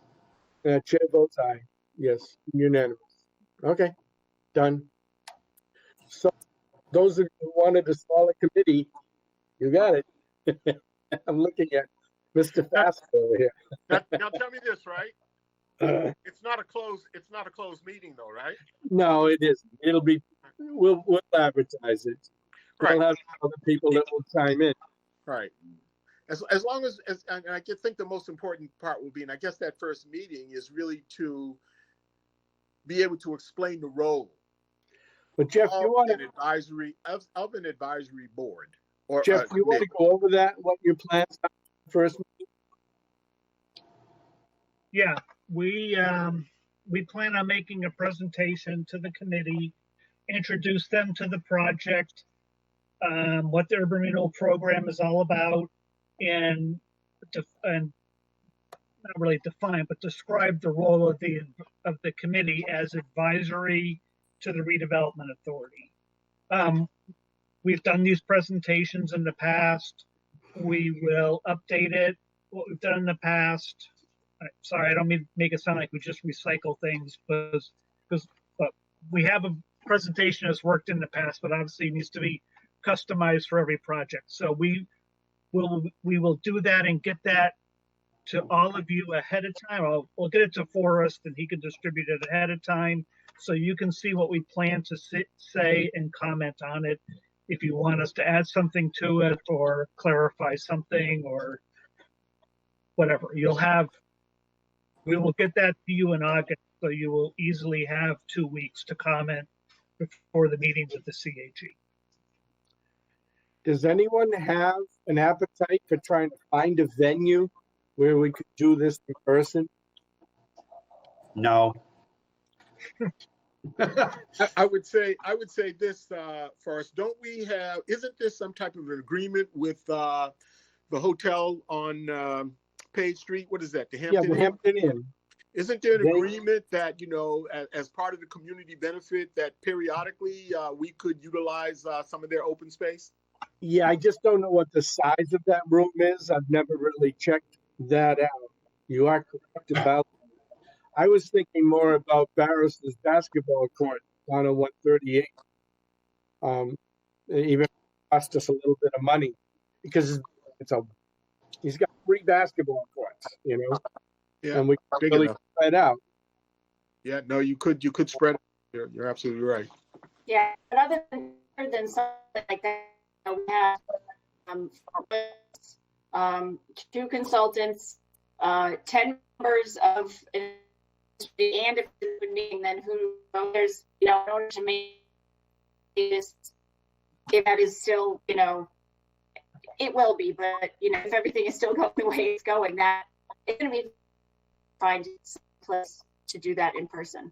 Yeah, it'd be 20 people basically attending. Right. We'll stay with virtual. Jeff, you have anything else? Again, if I understood you correctly, I am done with our stuff. Did I miss anything, Heather? No, we're good. Reinforcement that other people need to really start thinking about drawing some lines on a piece of paper. Yeah, that would be very helpful.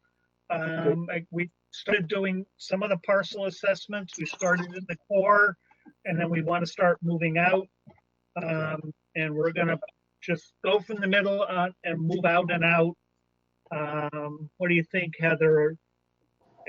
I know everybody's busy, but if there's to be a quick turnaround, like within a week, we may still go to the full extent, knowing that next time we meet with you, we can share some of the thoughts you all had with maybe tweaking it here or there. And then we will have done our assessment and can advise if those tweaks make sense. Okay. Do you want to give us a deadline to get that to you? A deadline? I'm sorry. A week from today. If that's through the chair to the authority, I'll let you guys decide. Yeah, it might be 2 weeks. 2 weeks is fine. Yeah, 2 weeks. What I want to do is, can we take these captions and just have them print out, and then Donna won't have to do all these minutes? I don't think so. I don't think so either. Well, hey, you don't ask, you don't get. Thank you very much, Heather. Thank you, Jeff. It's a pleasure. Yeah, thank you. Okay. Donna, Bye. you have email addresses for Christine Howe and Barbara Regan to send them an email? Not now, but you have their email addresses, right? You're on mute. Yoo-hoo. Who are you looking for? Donna? Yeah. Can you unmute her?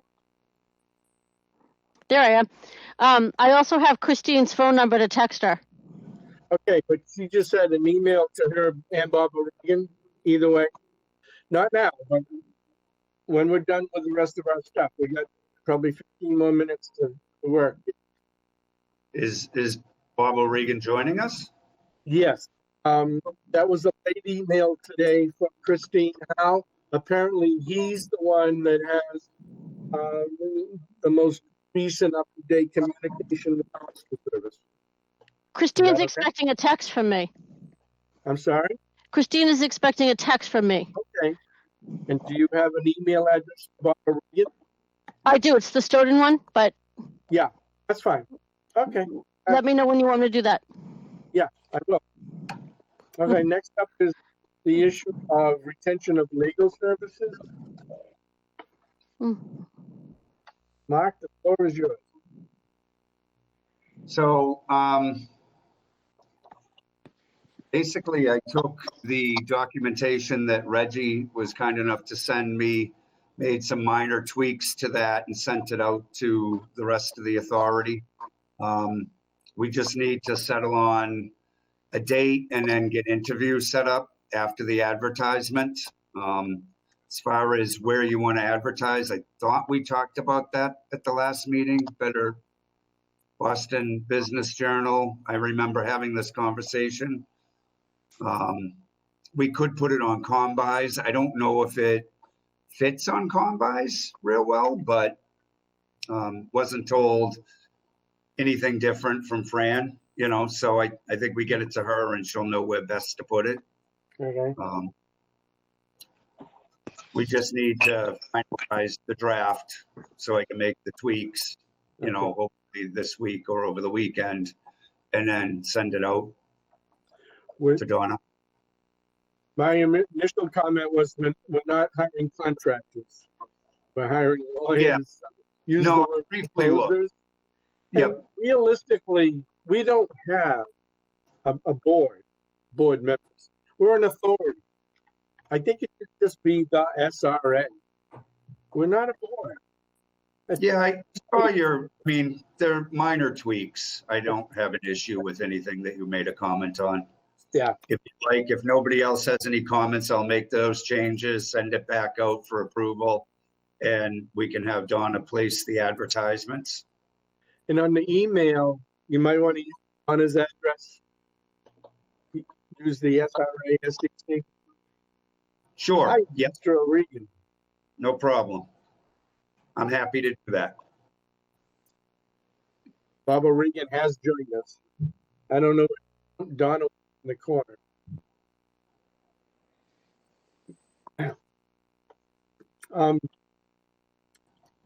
Okay. Do you have a cost on the Boston Business Journal? Do you have a sense of that? I'm sorry? Do you have a cost for advertising in the Boston Business Journal? I do not as of right now. I'm happy to get that if you'd like.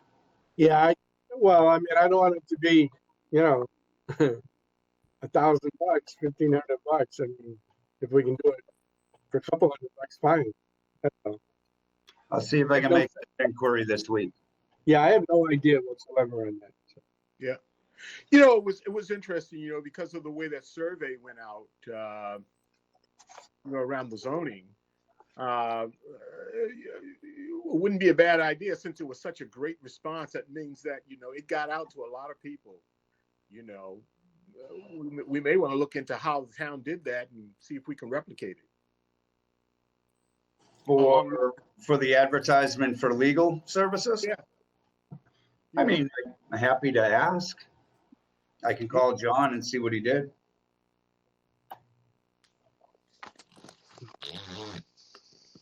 Either way, I'm fine. Okay. Date of future meetings. The CAG is the 14th. I think probably behoove us to try and meet beforehand. The last 2 Mondays in August, the 24th, the 31st. The following Monday is Labor Day. Would the 31st work for people?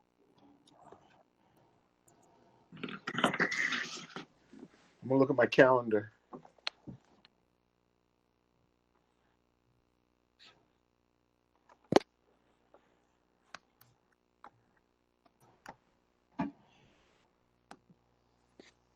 I'm okay on the 31st. Helder, Pam, Reggie? Yeah, I don't have anything on there right now. I'm gonna be away on the 31st. I'm gonna go back to Portugal, so I will come back on the 5th. So I'm not gonna be around. Okay, I'm okay for the 31st. okay. Have a nice, Thank you. enjoy. When are you leaving to go? Excuse me? When are you leaving? to I'm go? leaving this Friday. Oh, this Friday? This Friday, yes. I thought you wanted to go to Framingham with me this. You have to be before Friday. They change the flights. What do Okay, you- I'll I get call back. you back. I call you back later. Okay. So 31st. Old business, new business? If I might, Mr. Chairman, just want to give you a quick update on the issue on Mac Drive. Laura Begay from Green Seal did provide 2 options for the repair, one of which Craig Horsfall from engineering supported, and that one was the one with an outlet to the existing drainage system. She has contacted the Edwardses, and at this point, she's waiting to hear back from them. So it is moving again, albeit slowly. Just that's really all that we have on this end right now.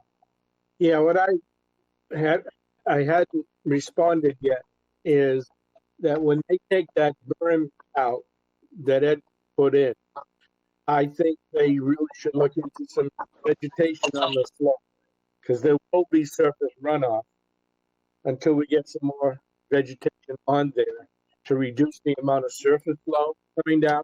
The under drain will work for what's under, but once he pulls that big berm out there needs to be some plantings on that slope to suck up as much of the surface water as possible. I'll be sure to mention that to Craig, and I think Craig would agree with you. Yeah, I'll put it together in an email. It's not me. That's my suggestion.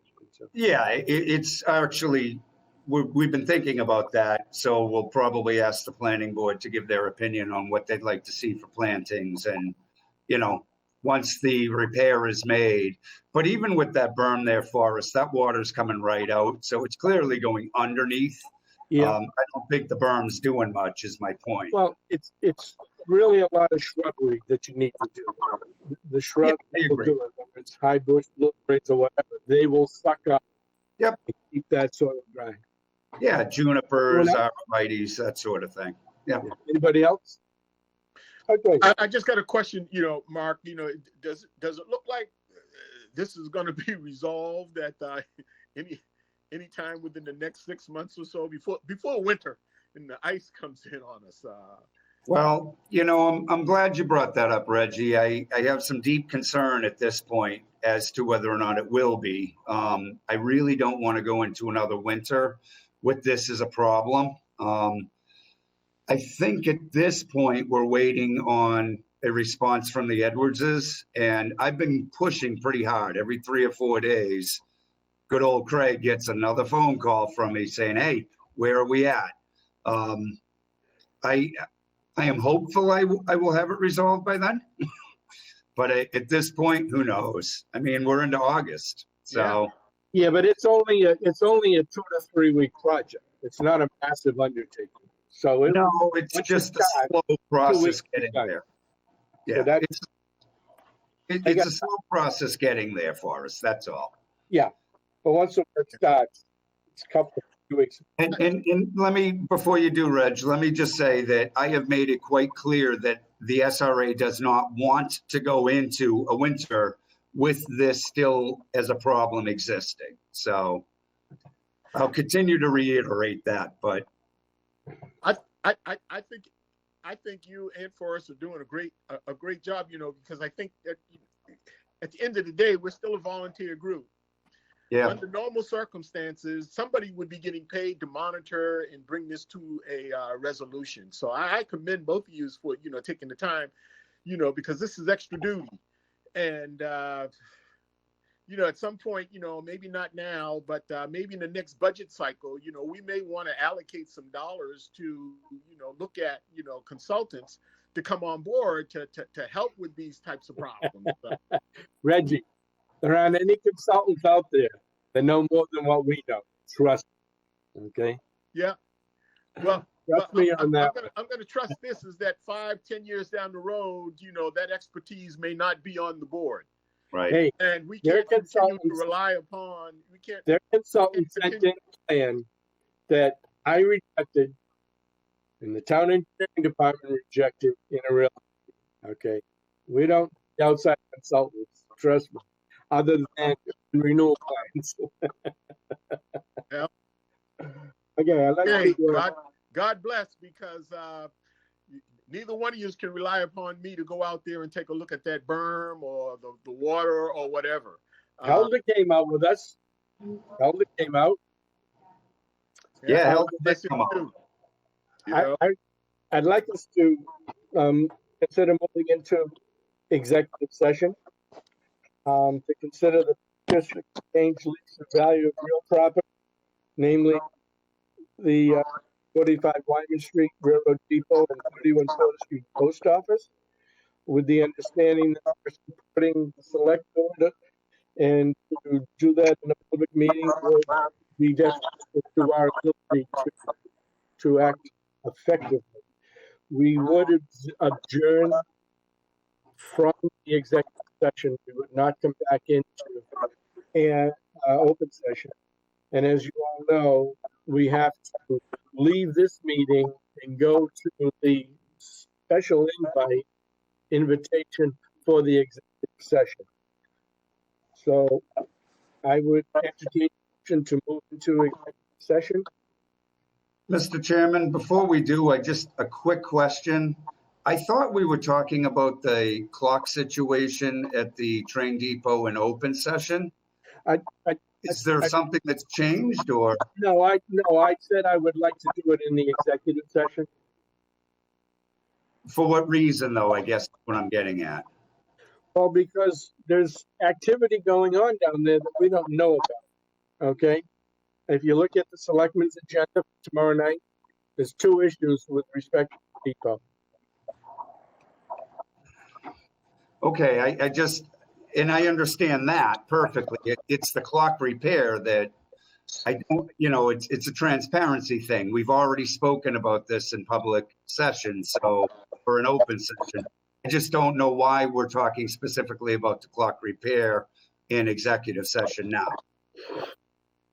It just made sense to me, okay, to do it that way because of what I saw on the select board's agenda.